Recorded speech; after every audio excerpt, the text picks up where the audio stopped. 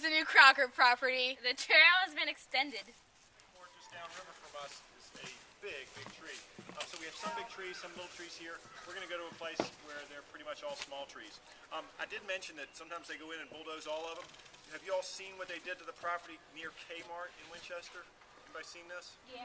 That's exactly what they did. And I'm not saying it's a horrible, horrible thing. I want to live in a home too. But, you know, you all looked at me like I was silly when I said they might, you know, we could bulldoze this whole thing. That's what they did there. They literally bulldozed all those trees and they chewed them up. And now they're these big piles of mulch is all that's left of those trees. It is totally cleared off trees. And we're not going to do that here, but that's done sometimes. We're going to walk a little bit. We're getting more into this old pasture that's grown up. And then we're going to head up a little bit up the hill. We have to keep it.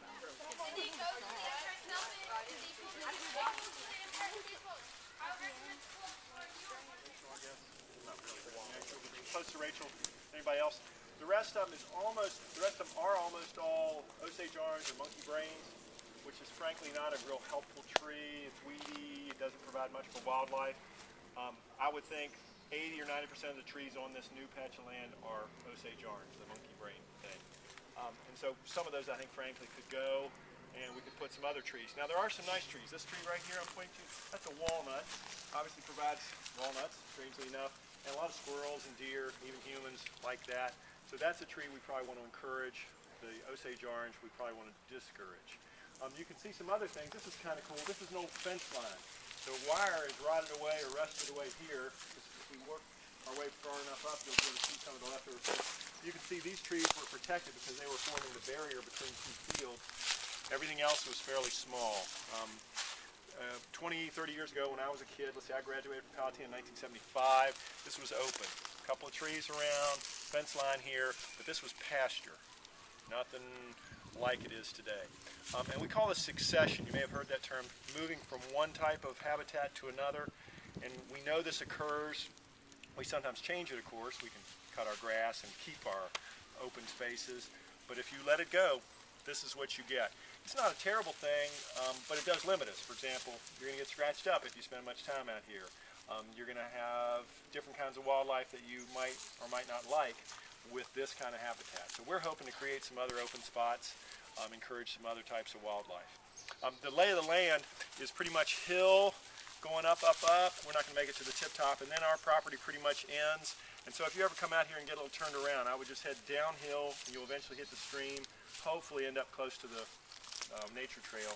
But that's kind of the lay of the land. It's pretty much a gradual slope up to the property boundary up there. Hey, less than a week ago, some people have come through here, Palatine supporters, and done some bush hogging. I don't know if you could tell, but some of you see little chips and things. See right here where this wood has been chewed up a little bit.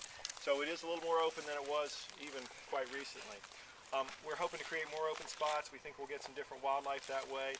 I also think it makes us remember how plants live. It's weird, when I don't like something, you know, in a certain area, like I'm really hot, and I move over into the shade. What's it like for a tree there? Too bad. It's too bad. You're stuck there, man. There's no like getting over and moving a few feet. And so there's tremendous competition around these trees. These little cherries here behind Sarah. Those guys have vines climbing all over them. The vines, of course, are trying to get up and get shade the cherry out, make sure the vines get the sunlight. The cherries are working to get the sunlight, and of course water and the nutrients they need. But it's a strange kind of competition and battle when you're an organism stuck in one spot. It's a real battle. And so first the weedy things do well, and you're seeing some blackberry. This is blackberry right here. Yeah, that's some blackberry. And of course it produces some nice berries, but it's also kind of scratchy. But it comes in early on if you don't mow the grass and take care of your yard. And then other bigger things, the vines will come, and the Osage orange will come, and black locust. Maybe you all have seen black locust in the area. It's a kind of a weedy tree, not a bad tree, but a weedy tree. And eventually, if you give things time, you'll get the really long-term guys, the guys that have this long vision, like the white oaks, that last for 500 years, far longer, of course, than humans do. They say you plant oaks not for you, but for your grandkids, because you're just not going to see that much from the oaks. They take a while to grow.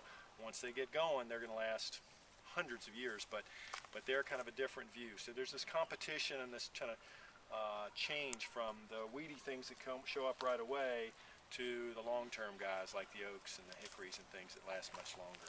We're getting on video.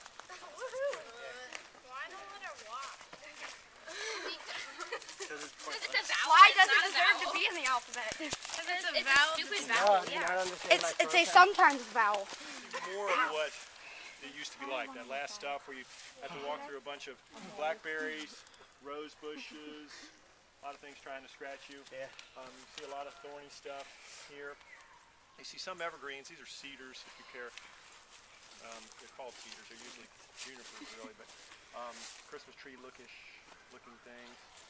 But we're going to head on down and loop on back because our time is almost done.